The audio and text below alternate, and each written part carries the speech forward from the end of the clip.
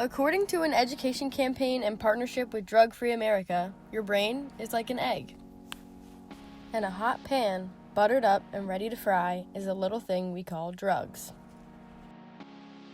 And this is your brain on drugs, absolutely fried. Okay, fine. Your brain isn't actually that similar to an egg. It's much more complex, of course. It has 4 main parts and operates using around 86 billion neurons.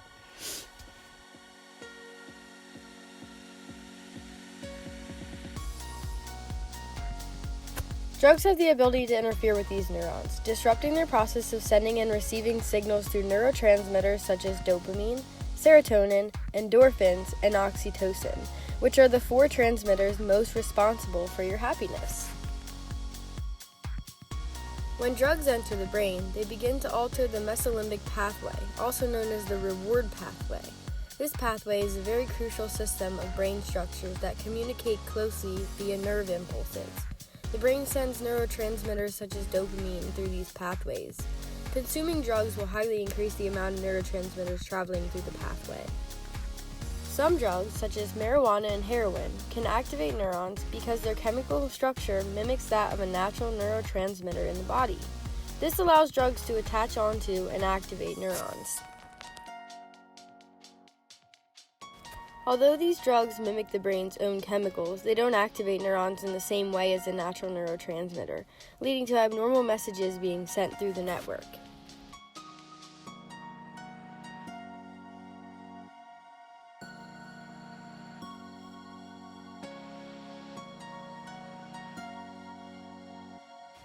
Drugs can alter specific important areas of the brain that are responsible for life-sustaining functions and can drive the compulsive drug use that makes addiction, a disorder affecting more than 21 million Americans. The basal ganglia, the area of our brain responsible for positive forms of motivation, as well as habits and routines, is also known as the reward circuit. Drugs overactivate this circuit, producing the euphoria of the drug high.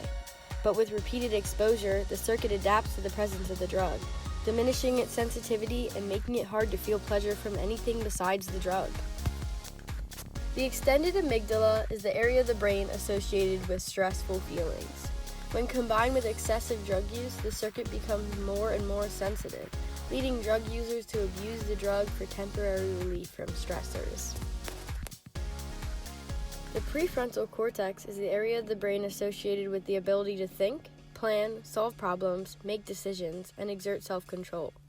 This is also the last part of the brain to mature, making teens most vulnerable. Combined with addiction, a person seeks the drug compulsively with reduced impulse control.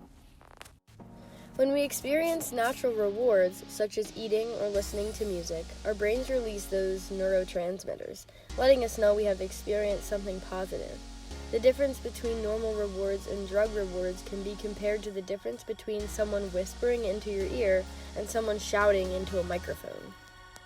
Just as we turn down the volume of music that is too loud, the brain of someone who abuses drugs adjusts by producing fewer neurotransmitters in the reward circuit, or by reducing the number of receptors that can receive signals. In result, the person's ability to experience pleasure from naturally rewarding activities is also reduced. This explains why a person who abuses drugs eventually begins to feel flat, without motivation, lifeless, and/or depressed, and is unable to enjoy things they used to.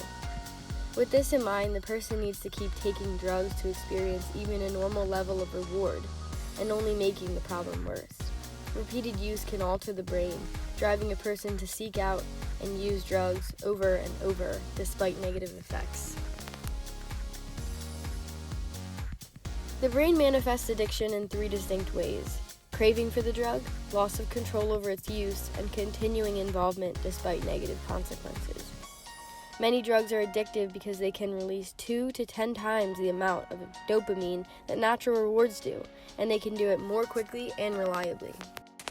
Because addiction is learned and is stored in the brain as memory, recovery is a slow and hesitant process in which the influence of those memories diminish. Even with treatment, 40 to 60% of people with a drug addiction experience at least one relapse after an initial recovery. The word addiction is derived from a Latin term for enslaved by or bound to. bringing the reality of this situation into the light. Fortunately, a number of effective treatments exist for addiction, usually combining self-help strategies, psychotherapy, and rehabilitation. For some types of addiction, medication may also help with recovery. The precise plan varies based on the nature of the addiction, but all treatments are aimed at helping people to unlearn their addictions while adopting healthier coping strategies. Truly a brain-based recovery program. Thanks for watching this animation. To learn more about addiction, click the links in the description below. For help with an addiction problem, I've also provided links to helplines and addiction resource centers. Stay safe, stay positive.